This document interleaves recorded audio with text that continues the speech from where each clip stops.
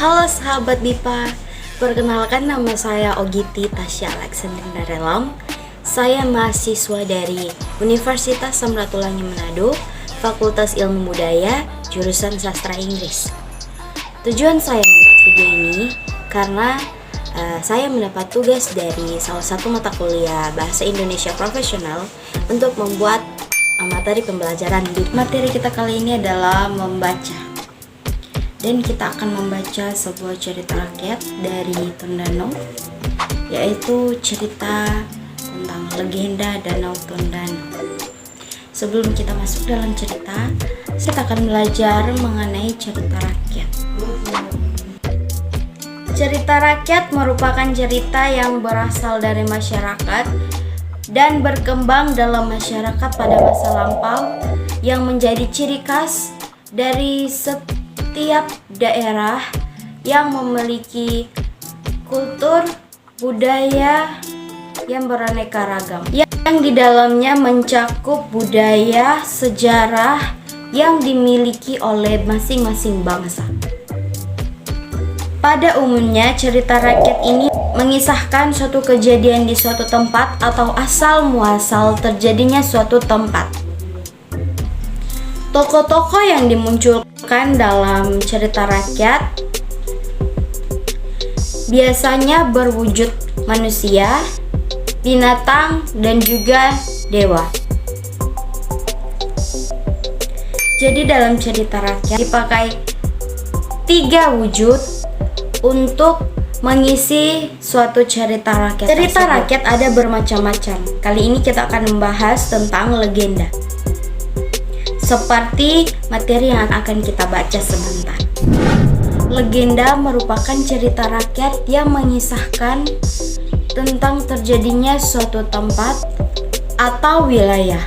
Salah satu contoh cerita legenda kali ini adalah legenda Danau Tondano. Setelah kita belajar mengenai apa itu cerita rakyat dan mengenal macam-macam cerita rakyat, mari kita akan lanjut materi kita untuk membaca cerita rakyat legenda Danau Tondano.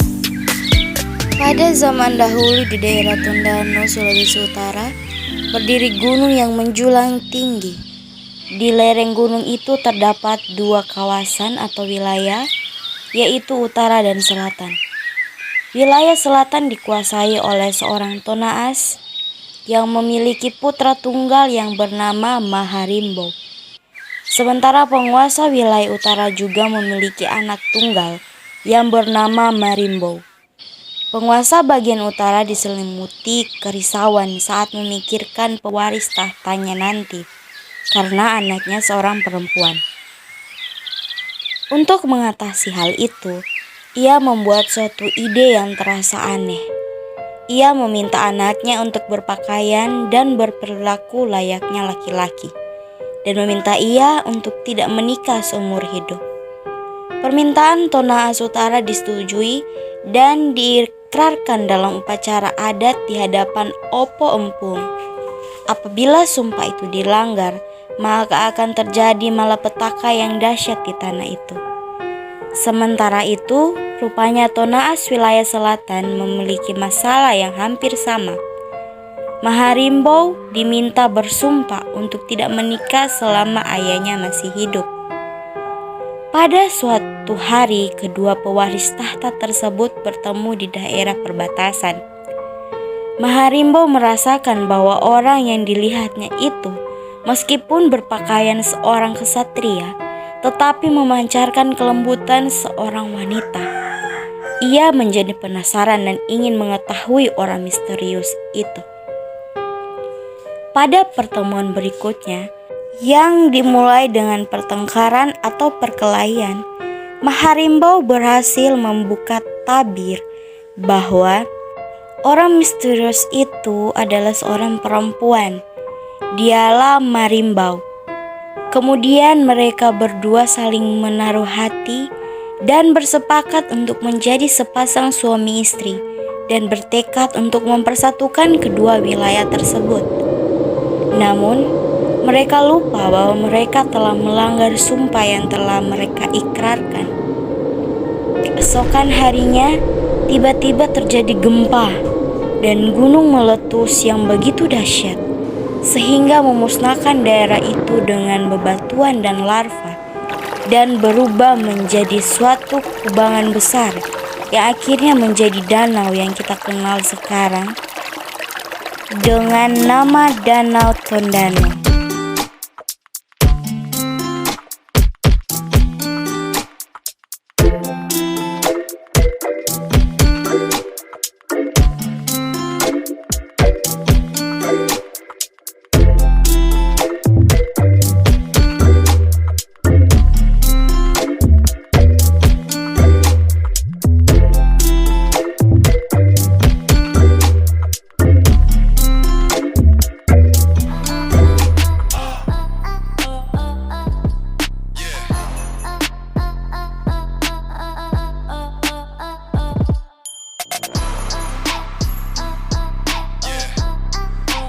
Sekian materi kita saat ini. Semoga apa yang sudah kita baca bisa menambah kosakata baru sehingga bahasa Indonesia saudara-saudara, teman-teman sekalian bisa lebih bagus lagi.